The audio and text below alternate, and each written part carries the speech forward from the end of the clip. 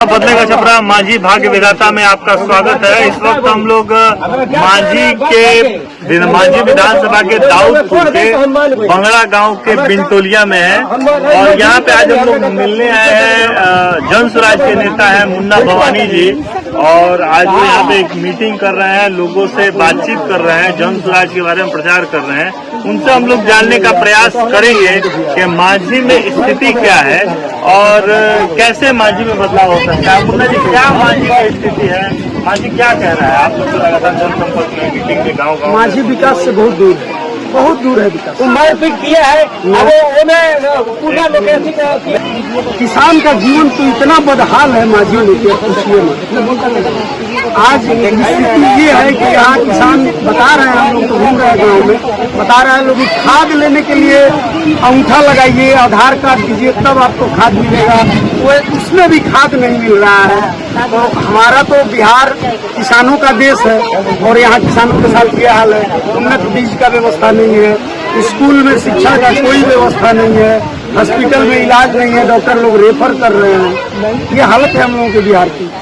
पूरे मांझी विधानसभा क्षेत्र की बात करें, अगर आप भी इस क्षेत्र के निवासी रहे हैं, लंबी राजनीतिक यहाँ लड़ाई चली है, राजनीतिक प्रक्रिया रही है, बहुत सारे नेता यहाँ पे निर्दलीय चुनाव जीते हैं, पार्टियों से चुनाव जीते हैं, क्यों मांझी पीछे रह गया? क्या कारण है?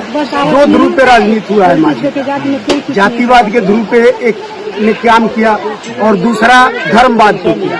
अगर आप पिछड़ा का नारा दे के लोग शासन किए और दूसरा आया तो हिंदू मुस्लिम का नारा दे के शासन किया। विकास के नारा पर किसी ने शासन नहीं किया है। यही कारण है मांझी के पिछड़ेपन का। आज हम लोग जिस गांव में आए हैं बताइए वहाँ सड़क नहीं है। मैंने भी इतना शासन है, इतना अच्छा इस गांव में घर बन गया है और वहाँ सड़क नहीं है। बच्चों के पढ़ाई के लिए अच्छा व्यवस्था नहीं है, बहुत खराब कंडीशन से गुजर रहा है। आप देखिएगा जन स्वराज 25 में आ रहा है और व्यवस्था बदलेगा और निश्चित रूप से बदलेगा।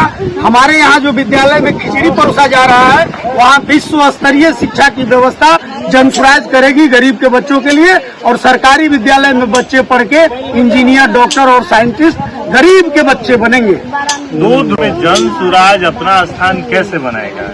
क्या करेगा कि जन स्वराज के मांझी के भाग्य को बदल पाएगा? मांझी के जो विधाता है, जो जनता है, उनके बीच में अपनी कैसे पैठ बना? नहीं, हम लोग तो देखिए, हम लोग वोट के लिए कुछ नहीं करने जा रहे हैं। हम लोग जितनी बात है सब जनता के बीच जा रहे हैं और व्यवस्था परिवर्तन पे बात कर रहे हैं। हम तो पूछिए, आज यहाँ कार्यक्रम हुआ, हम वोट भी नहीं मांगे इन लोगों से, हम व्यवस्था पे चर्चा किए और इन लोगों से पूछे कि जो हम करने जा रहे हैं क्या सही है, होना चाहिए।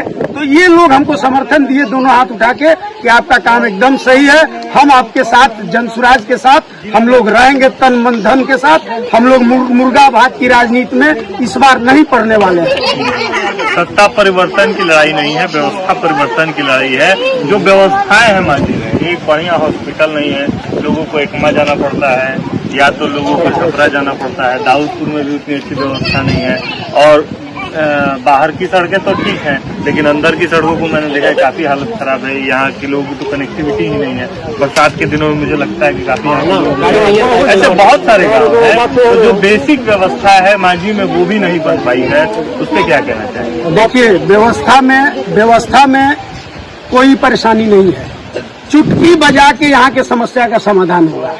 शिक्षा का जहाँ तक सवाल है, भवन है, स्कूल का भवन है, उसमें शिक्षक भी हैं, छात्र भी हैं। करना ये है कि टीचर को जिम्मेदारी देना है कि भाई आपकी जिम्मेदारी पढ़ाई कराना है। तो बताइए, चुटकी बजा के व्यवस्था बदलेगा भी नहीं। हॉस्पिटल में आप जाइए, पूरा भवन चकाचक भवन है, वहाँ डॉक्टर भी अंदर बैठे हुए हैं, बाहर मरीज भी हैं।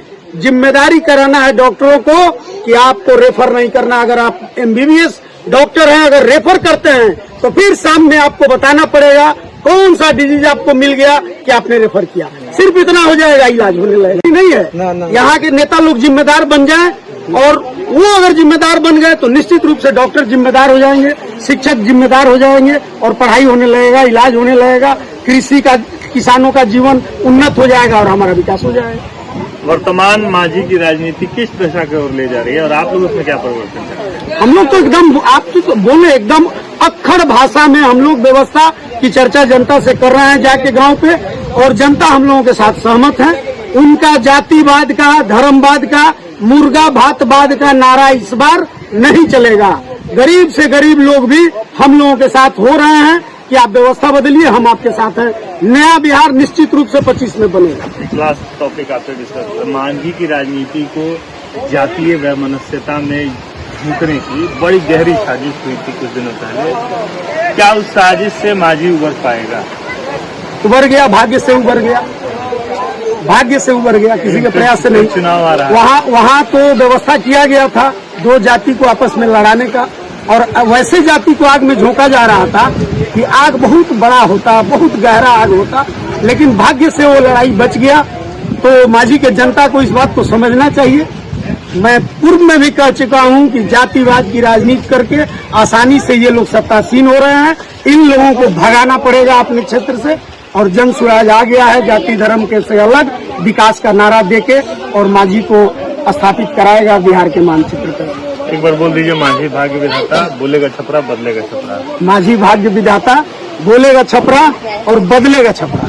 तो बोलेगा छपरा बदलेगा छपरा, मांझी भाग्य विधाता हमारे सुंदर सिंह भवानी जी थे। और हम लोग यहाँ एक दलित बस्ती में आए हुए थे, और यहाँ इन लोगों की एक मीटिंग थी। यहीं पे हमने इन लोगों से एक चर्चा की, मुन्ना भवानी जी से मांझी के विस्तृत चीजों पे बातचीत की, मांझी का भविष्य, इतिहास, वर्तमान, इस पे भी छोटी सी चर्चा की। अभी तक के लिए इतना ही। मैं दिवाकर मिश्रा, मांझी से, मांझी भाग्य विधाता के लिए, जो कि बोलेगा छपरा बदलेगा छपरा का एक विशिष्ट कार्यक्रम है, उसके लिए मैं रिपोर्टिंग कर रहा था।